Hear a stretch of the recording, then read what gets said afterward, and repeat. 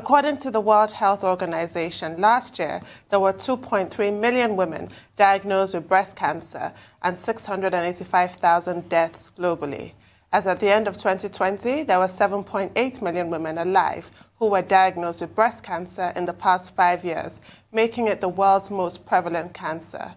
There are more lost disability-adjusted life years by women to breast cancer globally than any other types of cancer. It occurs in every country in the world and is more than 100 times more common in women at any age after puberty, but with increasing rates in later life than in men.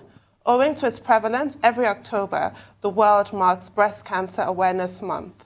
The objective is to highlight the challenges and threats that the disease poses and to celebrate new research into prevention, diagnosis, and treatment breakthroughs, which could one day lead to a cure for breast cancer.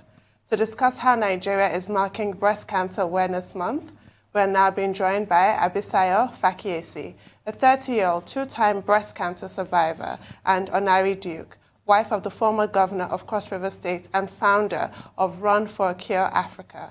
Run for a Cure Africa is an NGO that creates awareness on breast cancer in Nigeria. Good morning, ladies, and thank you for joining us. Morning. Well, where do we start from? Maybe with both of you.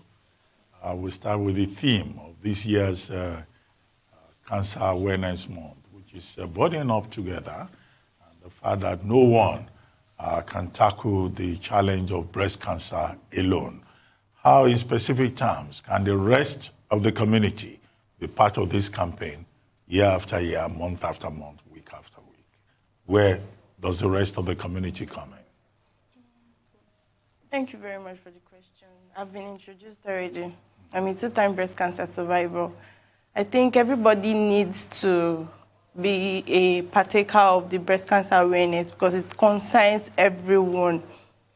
If one person in a family has breast cancer, it affects the whole community because it's very, very expensive to maintain, especially when it's on the advanced stage. Even when it's not on the advanced stage, you won't be spending nothing less than 10 million naira.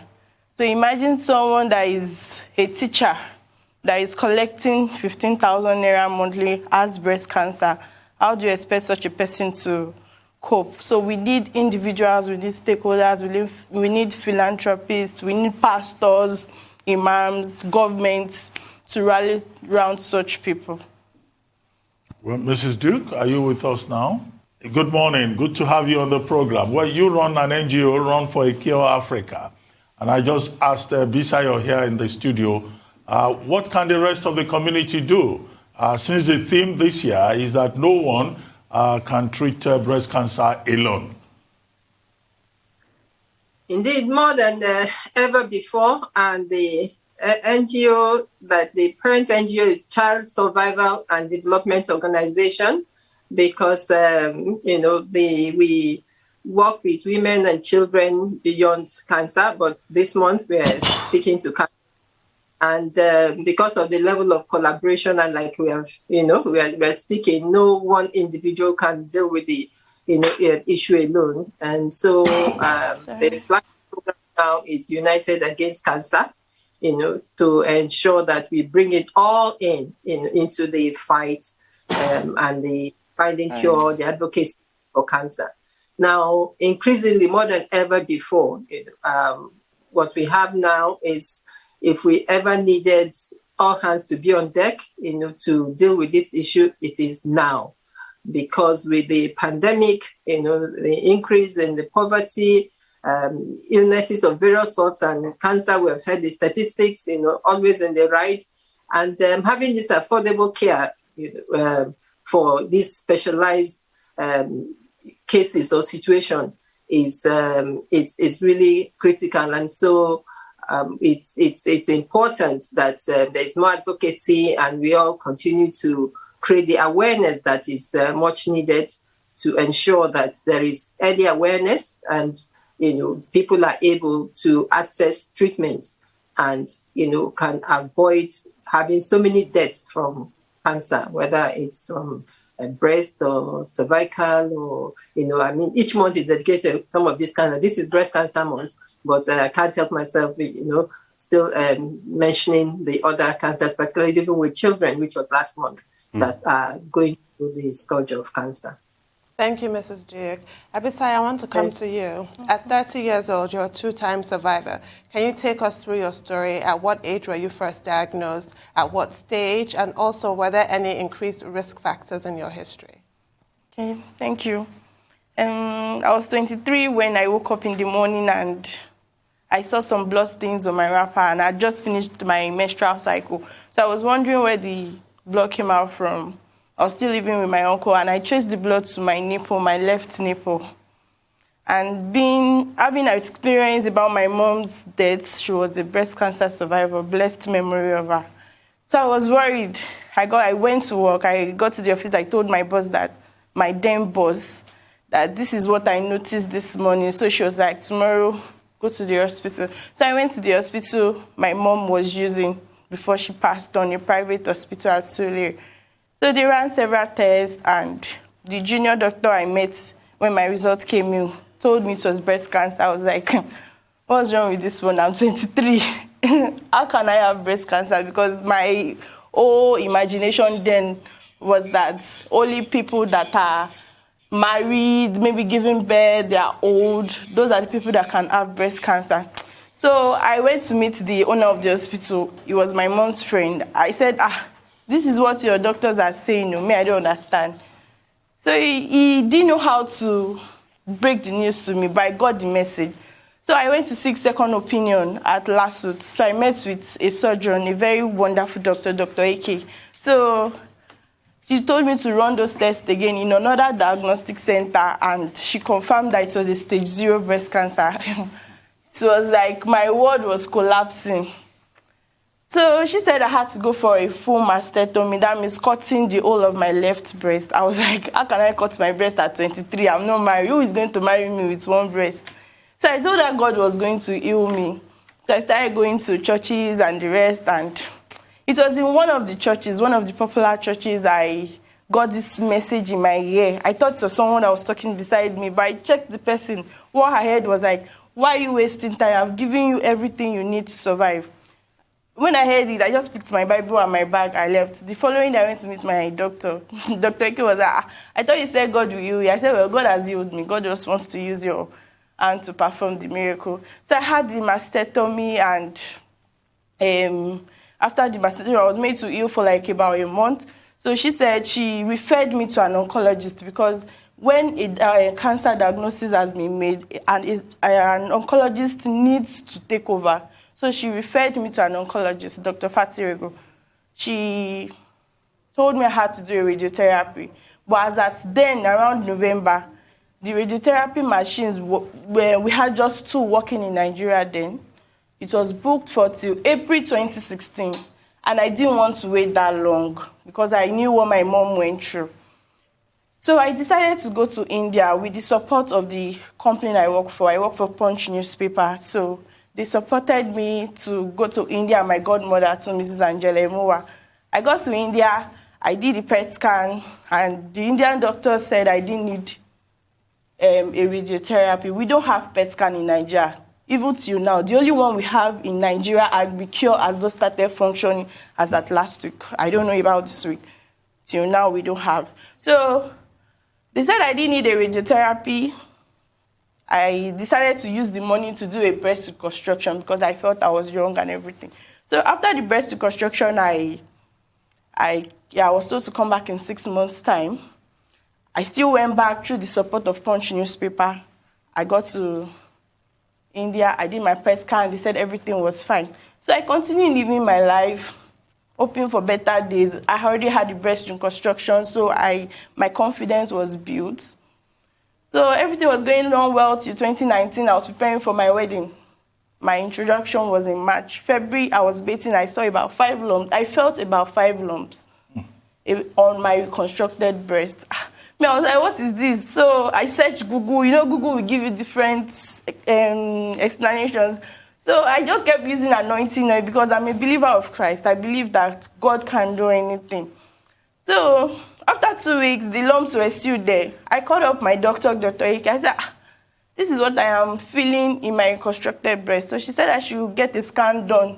So the next day, I just went to St. Michael to do the breast scan because I'd been in the journey, so I could read the medical report. So the breast scan, the result is immediately. So I just picked up, when I was giving my results, I just checked the result and I saw that those lumps were cancerous. I cried from Oshodi to Lagos Ibadan Expressway. I got back to the office because I just told them to give me some time off. I went to meet my then boss. My boss saw the way I was crying. Even people in the office were asking me why I was crying, but I couldn't just explain to them. So my boss already knew what it was. She just said I should take the week off. And I called my doctor. I said, this is what is there. She said, okay, I should come to the hospital. She said she had to take me in for an immediate, but since it was a recurrence, she had to take me in for an immediate mastectomy again. I had to cut off the breast again. So after cutting it off and it was tested, the histopathologist said it was stage 2 breast cancer. So she referred me back to an oncologist since it has been diagnosed that it is cancer. So Dr. Fatiregun told me I had to do 8 sessions of chemotherapy. I said, chemotherapy that I hear people take and they die and everything. But I did my research because I'm always very inquisitive to learn. So I did my research. I saw that some people don't die. If you take enough vitamins and you have the strength and everything, you won't die from chemotherapy. You only feel the side effects. So I started chemotherapy. From start to finish, it was horrible. It was terrible. Is it times that I had hair loss? There was even a chemotherapy I took. It was my stepmom. My stepmom was my caregiver. She's a wonderful woman. She was the one that was telling me the next day that I ran mad. She told me that I was naked. I was battling with the door in the night, in the middle of the night. I want to go out. I want to go out. I want to go out.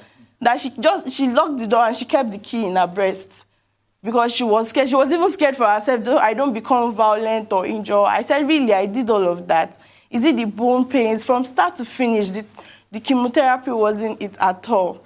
So after chemotherapy, I was told to do radiotherapy. So with the support of my godmother, Mrs. Angela Mowa, and my company I work for, Punch newspaper, and some of my family members, they supported me with the radiotherapy and everything. So after radiotherapy, I was meeting with another oncologist in Lutz. There's no radiotherapy machine at Lasut, so you have to go to Lutz. So I went to the oncologist at Lutz, said I should run some tests after my radiotherapy, and when the result came out, she said, they are seeing some things around my lungs. I said, how possible? Why would you be seeing some things after several surgeries, after chemo, after radio? So she was, okay, go and enjoy your Christmas. Then it was 2019, December. So I went to enjoy my Christmas. She said I should do the test in January and come back second week. So I did the test first week of January. I took back the test results to her second week. She was like, babe, because that's the way she calls me, babe, this thing is increasing. You need to start chemo. So she said I was going to go through another 6 chemo sessions. I said, lie. I was crying that day. She was consoling me. I said, how will I do another 6 chemo when I knew what the 8 did to my life? She was like, I should go and think about it and everything and come back. So I went home because I was tired. I was like, when I started this journey in 23, I was writing my master's. I just started my job. I had not achieved anything in my life. So I just dropped my bag upstairs in my house. I went downstairs. I went to buy Sniper because I felt there was no point. There was no point living anymore, going through that pain. I saw the pain my mom went through. So for me to go through that again, I said I wasn't going to go through that. So I bought the Sniper. As I was about drinking it, I remembered my sister. My sister is autistic. I was fully responsible for her before she got married. So the thing was not telling me that, okay, if you die now, who will take care of this lady? So because of your own selfish reason, you want to die and make someone else suffer. So I just broke down into tears. I I just said, okay, let me live each day at a time. But I just told God that, God, even if I will finally die, please don't let me go through pain. At worst, as I'm walking, maybe a car should just hit me and I just go instead of going through pains. So I took one step at a time and I went back to my oncologist in Lasut. I was using 2 oncologists. So I went back to the one in Lasut to hear her opinion. So she told me she wasn't going to give me more chemo, that I should go for, if I can afford it, I should go for a PET scan in India. I was like, punch newspaper that has been helping me. Will I go and meet them again? So I felt discouraged, but later I just felt I'm a social media person. I run to social media handles, but I'm mostly on my Instagram and the survivor_Iyanu. So I said, I can raise money on this thing. So I just came out that day and I told my followers that I needed money, that I'm broke, because I'd already taken out loans. I used my salary to service my loans, while company, friends, family are helping me with my medical treatment. So I came out on my Instagram. I came out to solicit for funds. I told all of my family members. I told the company. My friends were using me on all social media handles to raise funds. And that was how I was able to go to India for a PET scan. So when I got to India, after the PET scan, they said they weren't seeing anything around my lungs. And I was wondering what happened. I think God happened there.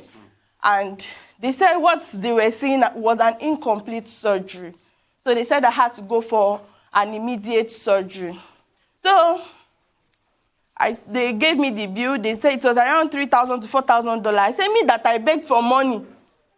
That I came out publicly to beg for money to come to India. You're telling me to bring $3,000 to $4,000 with hotel accommodation, other miscellaneous expenses. Where do I want to see that money? So I went back to my social media. I went back to my friends.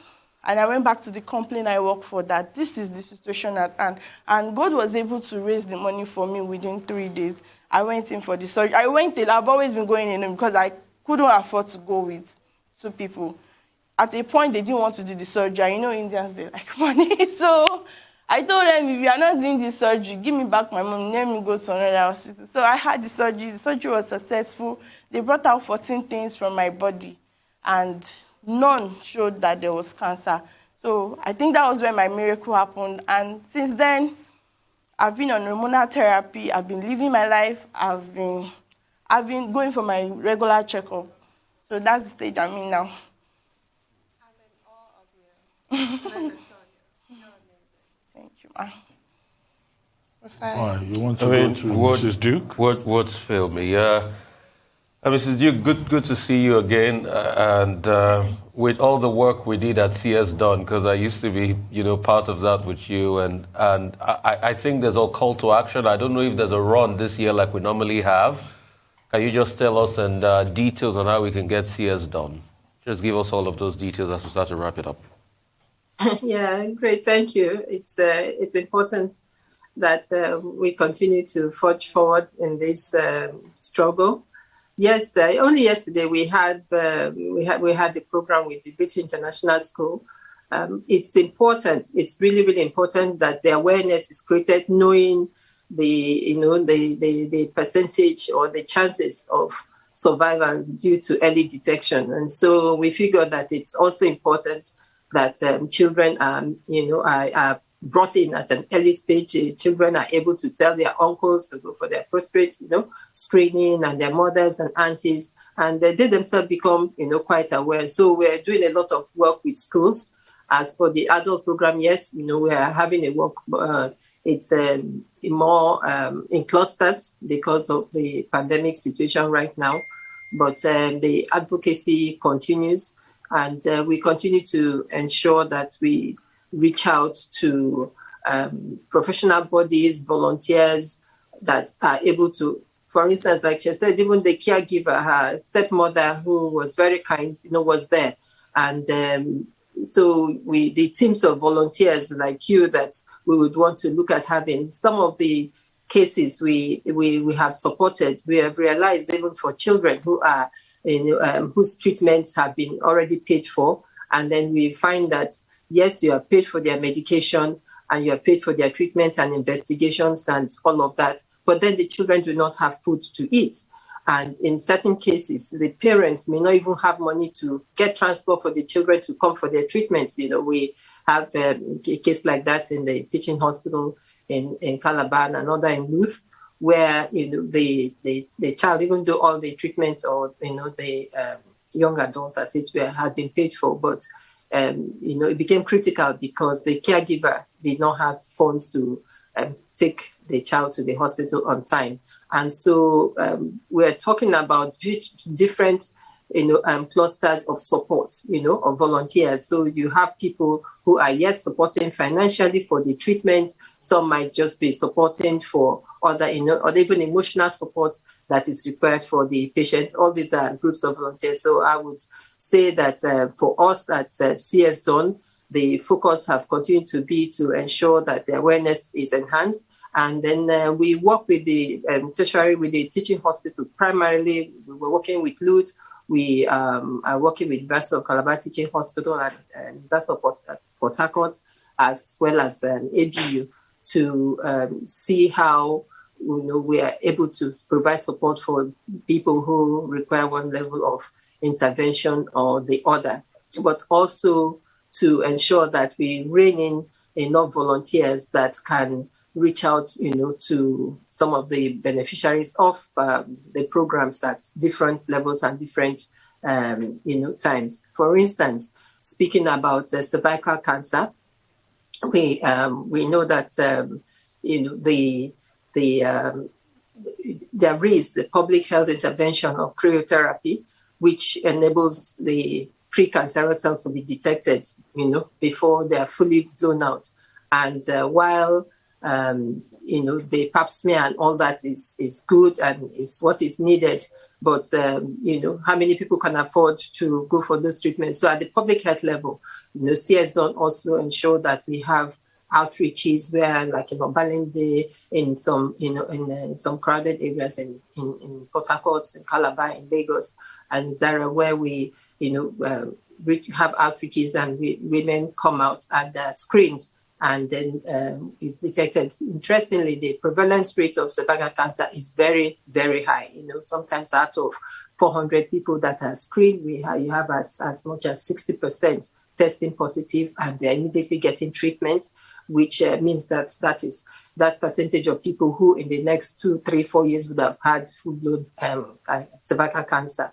And so, because of the fact also that it's also treatable and there's a vaccine, the human papilloma vaccine is there, schools are also encouraged, and that's where the parents also come in, and working with schools also would help. We expect, and it is, that parents need to become aware that they should give their children this vaccination. In England, girls, in secondary schools from that, age are all vaccinated, but we still have, a lot of pushback or, lack of awareness of our parents. But so that's another information we need to take out there, that, the government and the NGOs and organizations who are doing CSR should begin to fund either schools, public schools, whichever level they want to ensure that girls receive the vaccination. There is no reason for our young girls to end up having cervical cancer if they could have been vaccinated, at early puberty. So that's another intervention of CS Zone,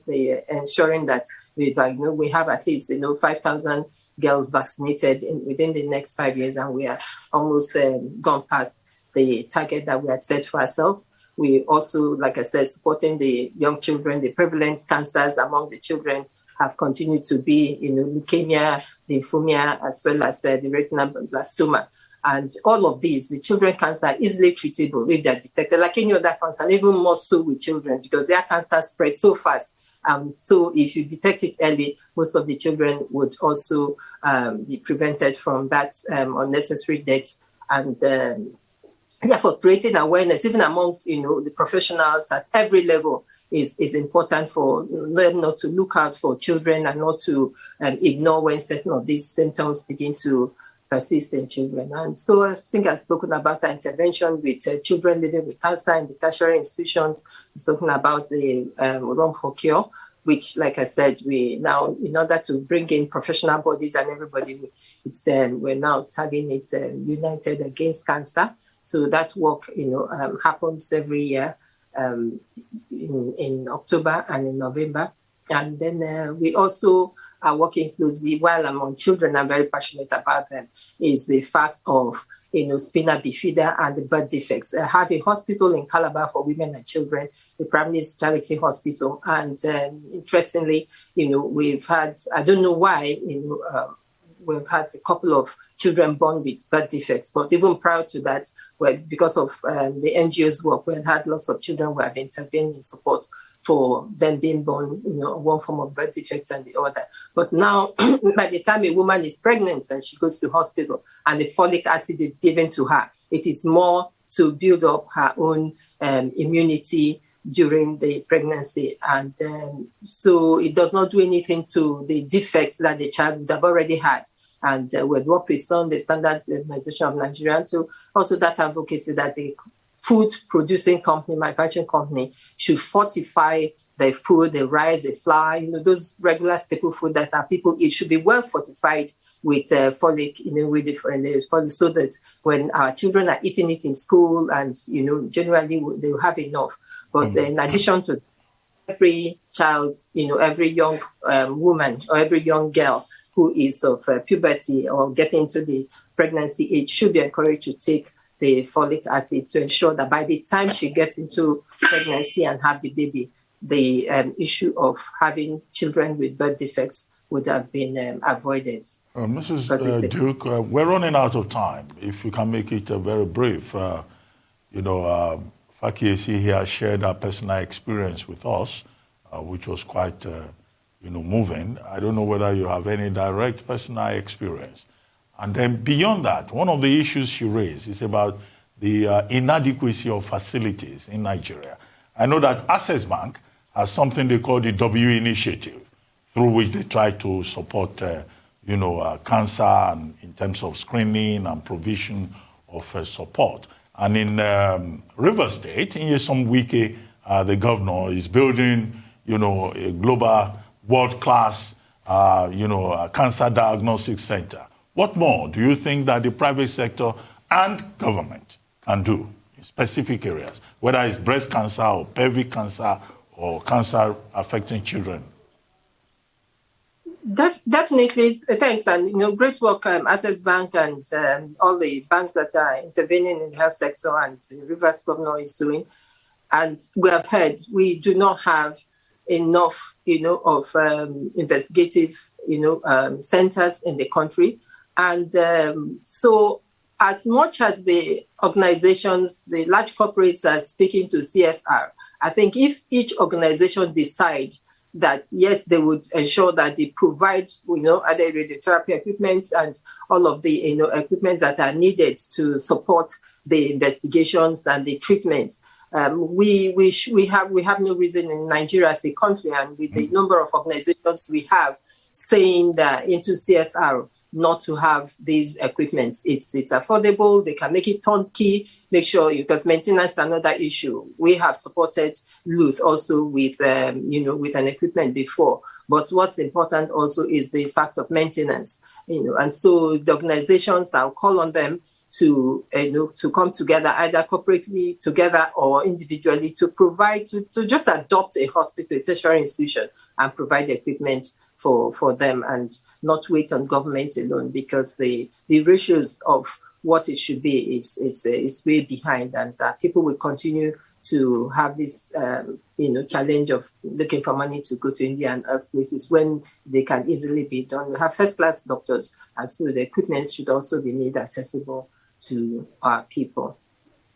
Well, thank you very much, Mrs. Onari Duke. Thank you very much, Abisayo Fakiyesi, for joining us on this. And we take away that big message that we all have a collective responsibility to create awareness with regard to cancer generally, and with specific emphasis on breast cancer. Thank you.